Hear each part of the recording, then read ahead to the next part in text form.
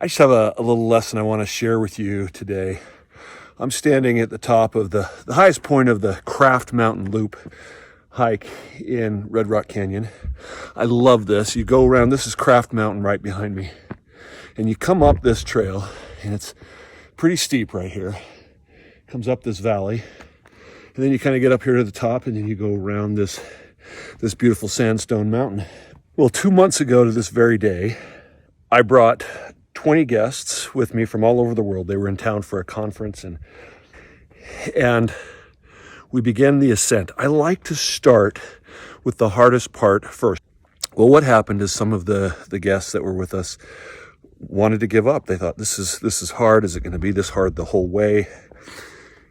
And because my daughter has been through this trail before, she was there encouraging them in the back. I was in the front leading and going fairly quickly, and maybe that caused a problem for some people because they're like, wow, I can't keep up.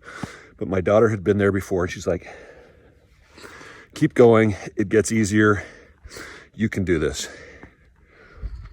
They made it to the top, and you can see these spectacular views of Red Rock Canyon, all these incredible sandstone cliffs, and everyone was so excited. We took a picture, and then we began to descend into the canyon and see all the great sights, and everybody had a wonderful experience. Well, how does this relate to you and your personal leadership development journey?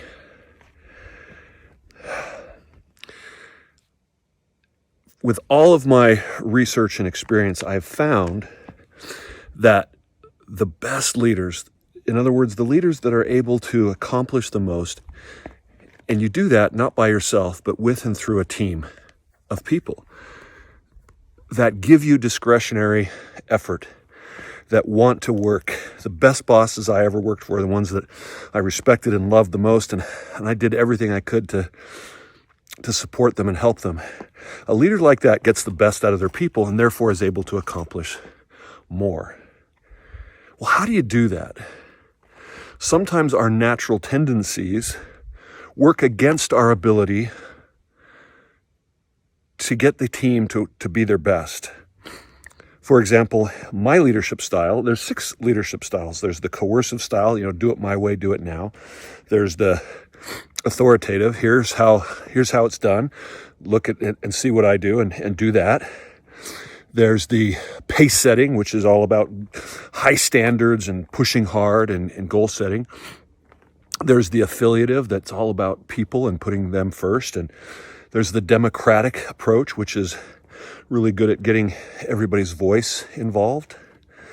And then there's the coaching style, which is about helping people to be more effective. Well, my best leadership styles were coercive and authoritative and pace setting, and that's good for certain circumstances when you have an emergency or you have to move quickly. But when you overuse that, you create disengagement. Some of you listening to this may say, well, I'm pretty good at the affiliative and the democratic, but if you use the democratic too much, what happens when you have to make a decision quickly and you don't have time to deliberate or get consensus? Then that has a weakness. So, great, we know we need to have all 6 leadership styles. Most of us, however, struggle with 2 or 3 of them. We're good with 2 or 3, those are our strengths. And we're told all the time in strengths-based training that we should only focus on our strengths, and I disagree with that. The problem is that it takes energy to work on your weaknesses. Energy to climb this mountain. So working on your leadership styles that are not maybe your forte, your strength, has to be very deliberate and done when you have energy.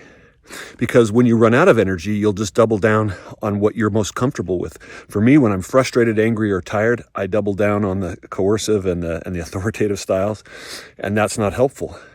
But when I have energy and when I'm self-aware, I'm able to practice my other skills.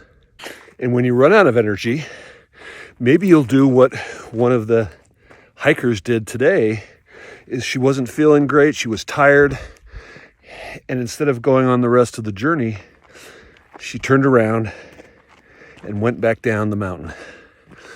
And missed all the rest of the views. Now, nothing wrong with that. Knowing your limits is totally fine. So it's not a criticism. It's just an understanding that we have limits to our ability to tackle hard things.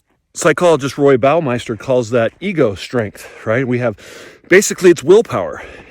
And it requires willpower for you to be able to adapt your natural style, which you're good at. But it's hard to work on those weaknesses. It takes energy and resilience and effort. So there's a strategy to doing that. So another strategy is to embrace the discomfort, because as you're working on weaknesses, there's going to be times when it just doesn't feel natural. And that's okay. That's you learning and growing. You should celebrate that. As we took people on this trail, we got to parts on the trail that were really tricky. And I'm gonna share that with you. And for some of you who are experienced hikers, it's no big deal. Again, experienced at leadership, it's no big deal adjusting your style. But if you're not used to it, it can be scary until you realize I can do this. And here's a little spot. You just got to come down off this steep trail here. You got little pools of water everywhere, and it's pretty steep. There's no, how do you get down? Well, sometimes you just gotta, just lean into it and go for it.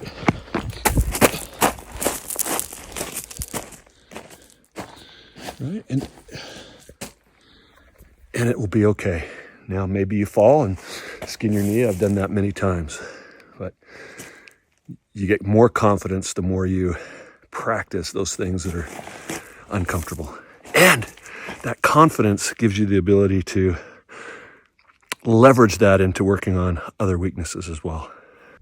That's my message for you today, is be very deliberate. Identify the leadership styles that you want to develop. Be deliberate about your expectations about how much you can do at once, and work on those while you have energy.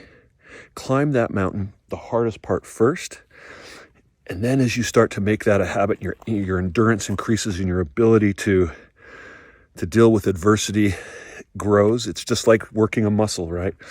You're going to have greater capacity to develop the leadership skills you need. You can do it. Because if I can do it, believe me, you can do it.